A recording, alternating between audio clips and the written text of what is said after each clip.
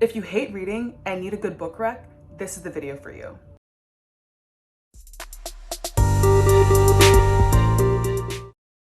Hey guys, welcome back to my channel.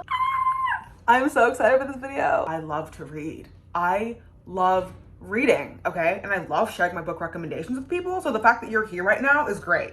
It's great. This is the second video that I made about books on my channel. And in the last one, I said this. I made a resolution that I was gonna read 52 books, which is basically one a week. And I'm currently reading my 28th book. That video was filmed in March and it's now in June. And this right here, ladies and gentlemen, is the 52nd book that I've read this year. I literally have like 60 pages left of it. I'm also currently reading like 2 other books. So I've surpassed my goal and we've still got half the year left. So I can say that I'm on track for sure. Now, considering the fact that I've read so many books, I have come across some very good books and some very, very bad books that we're not here to talk about today, because this video is all about books for people who want to start reading but don't really know where, or if you just want a good book recommendation. Before we get into it, hello, my name is Chia. I make videos here on the internet about literally whatever I want. If you're interested in that, please subscribe and also hit the notification bell. That being said, let's get on with the book recommendations. I tried to hit basically every genre, from nonfiction to romance to like psychological thriller type books, because obviously everyone has different interests. So hopefully there's a book here for you. The first book that I'm gonna start with is You by Caroline Kepnes, which is so good. Oh my God, literally that book. I don't wanna say it changed my life because that would be dramatic, so I won't say that. But it was very good. As I'm sure you probably guessed, it is the book that inspired the Netflix series. So if you like the show, then read the book. If you're worried about knowing what happens at the end because of the fact that the show basically tells you everything, don't even worry about that, because I watched the entire Netflix show and I still absolutely loved the book.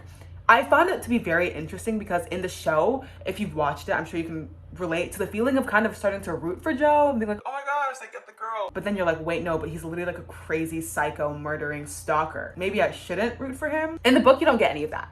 No, you get every little messed up thought, because it's from his point of view and it's disgusting, but simultaneously you just can't stop reading. You can't look away. It's so good. Literally made me want to delete all my social media because he's really in there. He's really just doing the thing. But that book is so good, okay? It is so good. So pause this video. Don't even finish the rest. If you're interested, pause the video. Run to your nearest bookstore or library. That's where I get my books from. The synopsis, for those of you who haven't watched the show, is that it opens with a bookstore owner named Joe who falls for this girl named Beck, and things go south. Let's just say that. It's like a very fast-paced, kind of like psychological, thrillery, stalker type book. It's just so good. If that sounds like it's up your alley, then definitely check it out. Also, I don't have any of the books in person except for one, because of the fact that I get my books from the library. So these are books that I've read and had to return, because I am not trying to incur those library fees, because they do add up very quickly. I would know. I've paid a good $1 or 20 to my local library, so. But book number 2 is The Silent Patient by, ooh, I don't know what's the name. My dad would be so disappointed in me right now. But this book is so good, and it has a twist ending that I literally did not see coming. I feel like sometimes the twist endings, it's like, okay, that's good, but like you could kind of maybe get, no, not with this one. This is, I was edges snatched, head balls. It's another psychological thriller type of book, and it's basically about this woman who's an artist and she's married to her husband until one day she ties him up and just shoots him in the head like 6 times. Then after that, doesn't say another word. She goes silent. So she's then committed to a psychiatric hospital and is there for like 6 years and doesn't say a single word the entire time. And so the book is from the point of view of a new doctor who is hired at the hospital where this woman has been for the past few years. And he has committed himself to the task of treating her, of getting her to speak, of understanding her story more. And it just like peels back layer after layer after layer until you get to the middle of this like metaphorical onion, which is the plot twist that you just did not see coming. And it's so good. It is so good. And if you're interested in like psychological thriller type books, that is definitely one to check out. The last like psychological thrillery type book is Cabin at the End of the World by, I know this, Paul Tremblay. This book was quite frankly nightmare fuel. At the end of the day, I did have the most trippy, psychedelic, freaky dreams reading this book that definitely preyed on some of my individual fears. The book is about this family who decides to rent a log cabin in the middle of nowhere with no Wi-Fi because they want to unplug. That's weird. Sorry, but that could not be me. No.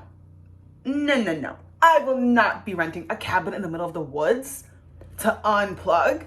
That is what the power button on my phone is for. But basically, their young daughter is playing in the yard one day, and then this man just comes out of nowhere, approaches her, and they start talking for a little bit until the daughter's like, this is kind of wackadoodle. I'm gonna go inside. And then the guy says, your dads aren't gonna wanna let us in, but they're gonna have to.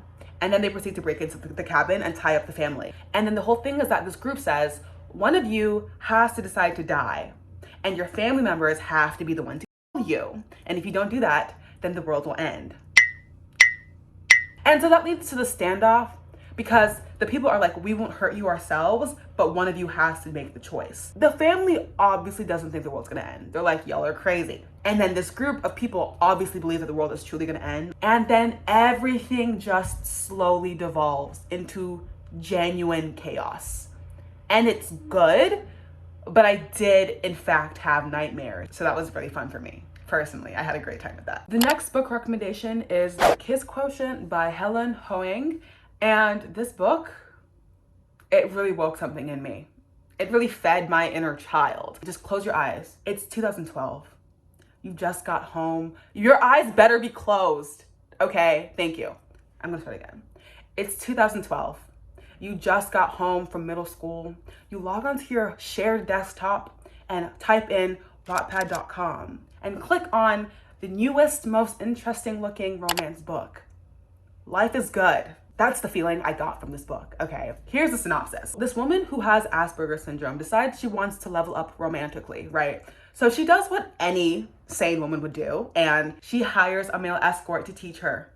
And it's funny because he obviously doesn't know this is happening. So he like shows up ready to like escort her. And she's like, actually, I want to pay you to teach me your expert ways.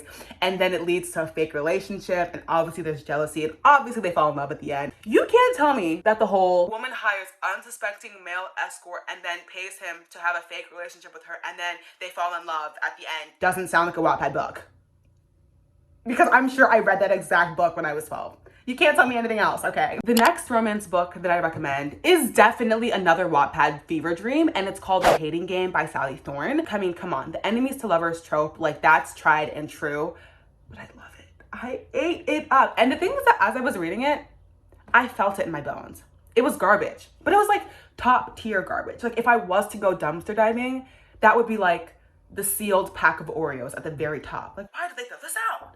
That's the kind of book it is. Like, you definitely know that's like, okay, this is interesting. That seems a little toxic, but I loved it.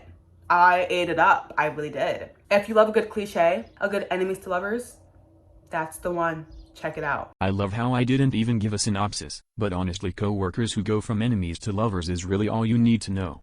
Also, they're making a movie at Daffy. So moving on to really the only nonfiction book on this list, and it's this one right here, the one I'm actually currently reading, called So You've Been Publicly Shamed by Jon Ronson.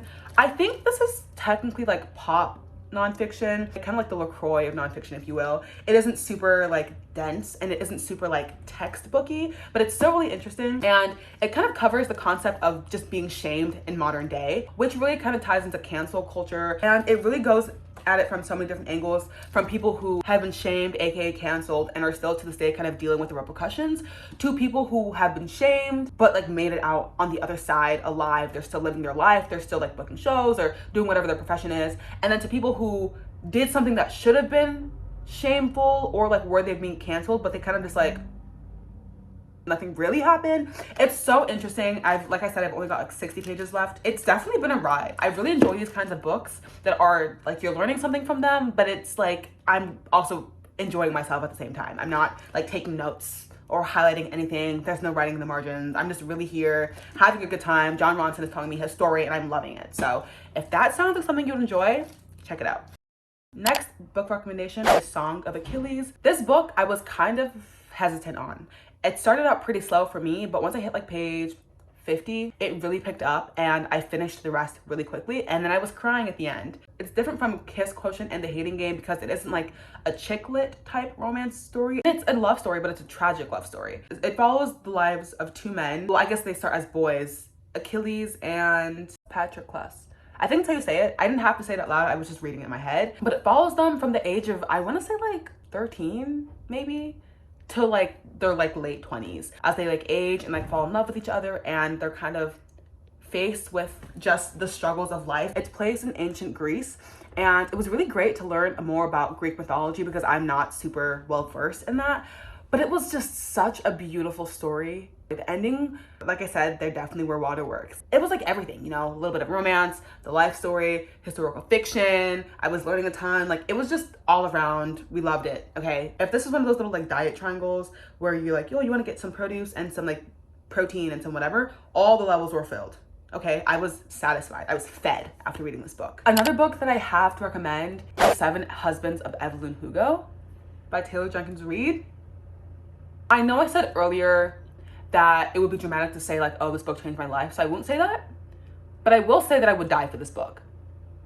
Sorry, maybe that's dramatic, but I think I read it in one day, and like the only reason I didn't read it in one sitting was because life happened and I had to like go to class and like do other things, but that book was so good. It follows this woman, Evelyn Hugo, as she tells a reporter her life story, and her life story kind of goes back in time because she's kind of past her prime, you know, she's older. And so she's telling all these like behind the scenes stories about her life in Hollywood. And she's had 7 husbands. So she's telling the story of each one and like why she's had so many. And it is so good. Like, I did not expect it to be what it was. So I will not say too much because I can't really say too much without spoiling a decent part of the book. This is one of those books that just tore me apart. Like, it just ripped my heart out of my chest. Oh my gosh. And the last one on this list is Homegoing by Ya Gyasi. This book, I don't even know if I can really put into words just how well done this book is. It starts with 2 half-sisters in Ghana. I don't even know what year it starts. Maybe like 17 something? Like a while back, centuries ago. They are separated. And one of them, I believe it's Effia, who marries a white slave trader. And then the other one, Essie, is sold into slavery. It just follows their diverging paths for 8 generations until like modern day in like the late 90s. And it is so fascinating to just read of these 2 family lines getting further and further and further, and seeing how the actions of past generations affect future generations. And it was another one that definitely made me shed some tears, but it was just such a beautiful book. And like, I don't think I've ever read anything like it. It was painful, but it was beautiful all at the same time. Okay, those are my book recommendations. I hope that one of these sounded good to you, because it's one of my favorite things when one of my friends is like, hey, like I read this book because of you and I really liked it. I love when people do that. So I hope that one of you saw a book that interested you. If you did, please let me know down in the comments below. And also, oh my gosh, share your book recommendations. I don't know if you can even see this, but I have this like long list of just book recommendations. I'll just add it to the list, but I will get to it eventually. I love getting new book recommendations, so please share them with me.